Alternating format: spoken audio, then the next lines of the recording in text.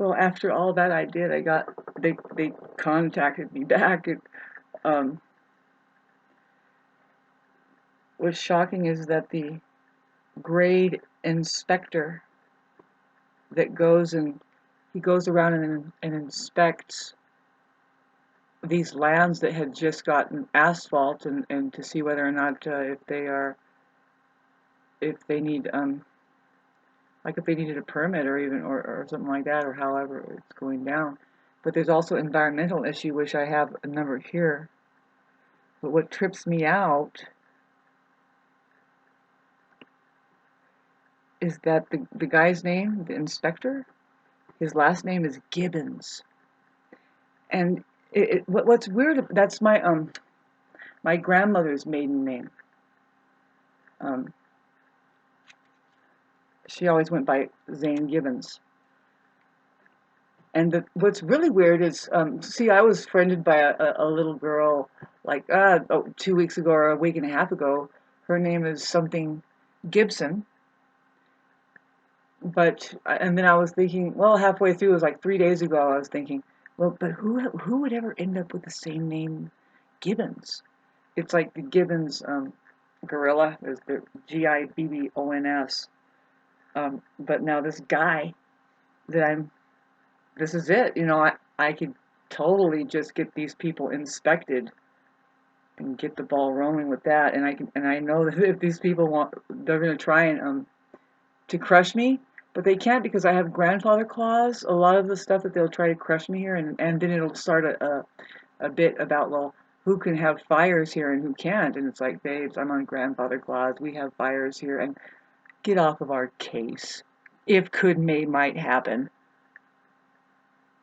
I come from survivalist that it would be a fucking insult to call me a fire hazard, even if I was lighting a fire in a windstorm in the side of a cinder box. My family knows how to do that. Yours, maybe not. They probably know how to drink a lot. There's that part too. We all came over on the Mayflower here.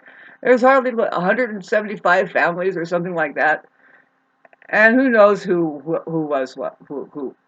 I was probably the family who made the boat and said, yeah, sure, I'll go. And I drove the boat there. I was actually busy. There's other people that were playing checkers in the background. It's like, these fucking people, can we throw them off board before we get here? Because they are going to be, too easy.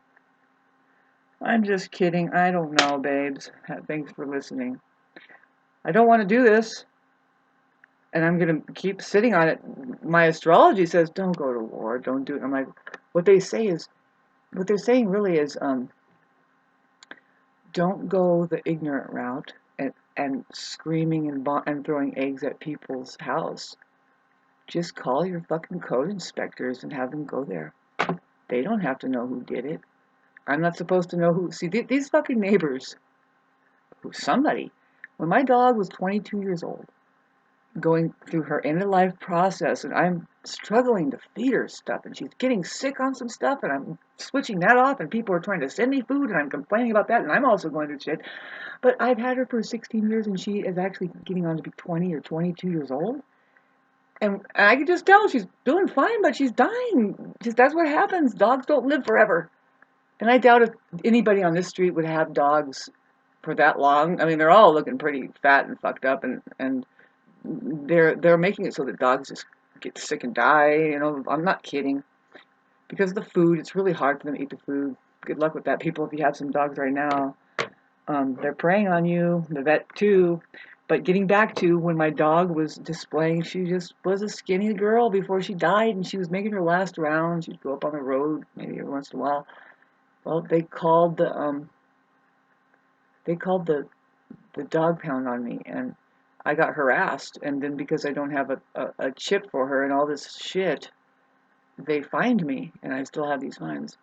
Well, now it's my turn to do this to these neighbors. I guess whatever. They have no problem doing that, and they don't make sense though. Like really, I did write them a note after this I said, babes, my dog is 22 years old, and she's about to die. See, see, I don't really believe in euthanizing. We've always had our dogs until the very last breath. Same with our cats. I mean, if there's visible, like, agony happening, then yeah, euthanize. But no, I have had animals nearly die right on my lap, just I'm crying. And a 16-year-old cat had lung cancer. Anyway, a lot of people aren't like that, though. They're halfway alive over there experiencing things. Yeah, your dog is like, it's dying, hello, fuckers.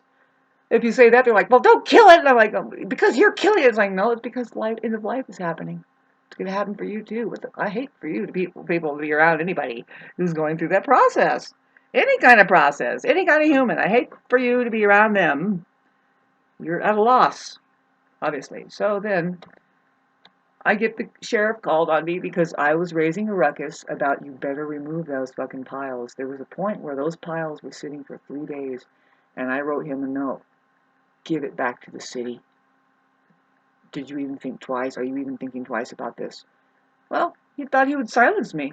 And then I get a mob coming after me, recording me, really trying to intimidate me, really making me feel like that I can't have any of my voice, any of my outlook, outreach, and really just concern for the entire neighborhood, to tell you the truth. It fucking stinks!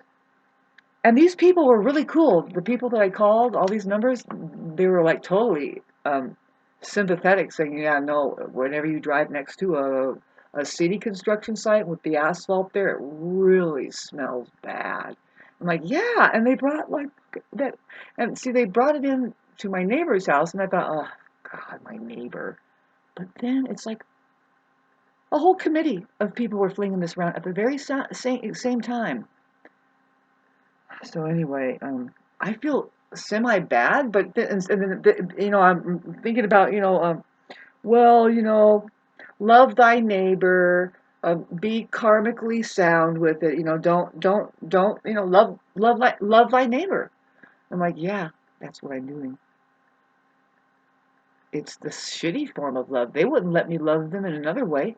I can't hand them um, some grass seeds and say, here, plant some grass seeds on your fucking property instead. And let me come over and manicure it and pay me to do it. Instead, they're all just like this and they're doing shit with other people. And what I mean is, they don't take care of the yard, but they're going out like, well, this guy here, I always thought, dude, I could help you out with your confusion over here, but he's hiring like 3 guys to do what I could do. And I was like, man, these people, particularly men, but I won't say that, babe. Let's back up. Try not to be biased about these half-baked fucking people out there. Let's talk about just meditators. If you're a meditator, it is well known that you're like 6 in 1, because you just had visualized it, fucking like bloop bloop bloop bloop. It's like a music. You watch these people moving, it's like it's music in front of your face. They make it look easy, and they might prepare first and not use asphalt on their own mountainous land where just 20 yards over here is a creek that I'm looking at, that there comes times when it's completely drinkable out of it, just like this. Because why?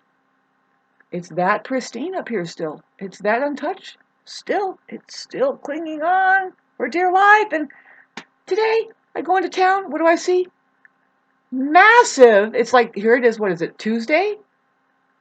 Massive fucking trucks of asphalt just going through town. It's like, this place is going somewhere. There's a place where everybody's protesting that place over there, and I've never seen it yet, but it's like, I have yet to see this place.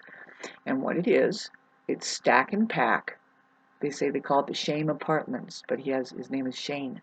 Some millionaires up here, but they are in cahoots. They take grants and they do this stuff, these projects for warlords. Really, they probably don't even know it, but they're like, yeah, no, really, you can do this. No, they know what they're doing. I'm pretty sure. And in this area, it's totally setting it up for it. If that Stack and Pack, needs to evacuate for a fire, just right there in the parking lot will be a fucking wipeout. But then, yeah, no, let's talk about trying to get off the hill. You don't do that, babes. If there's a fire, you run towards it and get around it. That's what I'm gonna do. I'm not gonna when I can see that they're setting us up for that shit, man, you just gotta go somewhere else. There's caves over there. Clear it out really quick. Burn it. Start burning it. Do what you can do with that shit. Don't follow the fucking lemmings off the cliff over there. And but that's what they're doing is they're kind of here. Let's stack and pack them over there, and then let's just shake them or bake them.